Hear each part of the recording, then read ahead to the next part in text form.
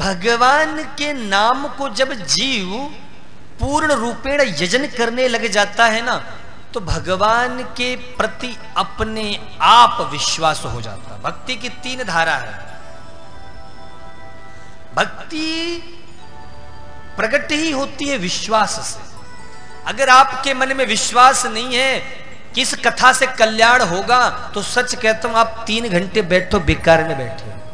घर जाओ, बढ़िया मैगी खाओ, 2 मिनट में बन जाती है, टीवी चालू कर लो, क्योंकि सास भी कभी बहू थी देखो, बढ़िया एसी कमरे में विश्राम करो, आनंद करो।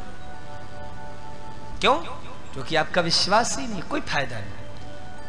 कथा में आनंद तब आएगा, भक्ति का प्राकट्य ही तब होगा जब आपको विश्वास होगा। नहीं, ये जो कथा मृत है, ये हमारे जीवन का कल्याण कर रही है।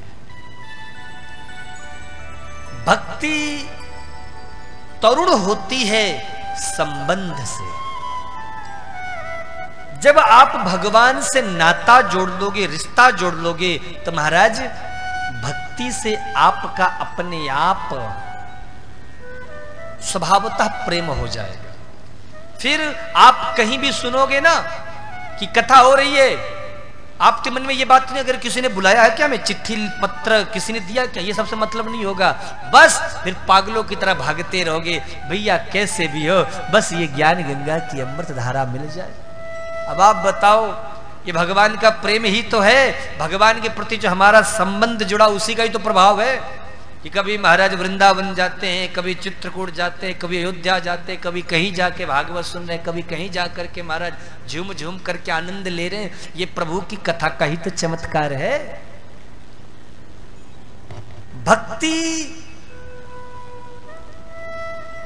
पूर्ण रूपेण महाराज जब भीतर प्रवेश करती, तो अपने आप समर्पण की भावना आ जाती है। फिर महाराज भक्त कैसा हो जाता, फिर भक्त को कोई लेना देना नहीं रहता। फिर समर्पण की भावना ऐसी जागृत होती है माई बाप, कि कुछ भी हो जाए, बस केवल गोविंद को पाने के लिए जीव ऐसा आतुर होता है कि वह महाराज प्रेम रूपी सागर में गोता लगाता रहता है। नेत्र से अश्रु प्रवाहित होते रहते हैं। बस हे गोविंद, बस मिल जाओ आप, बस प्यारे आपका दर्शन हो जाए। जीव इस धारा में पहुंच जाता है, ऐसी स्थिति में पहुंच जाता है। कैसे?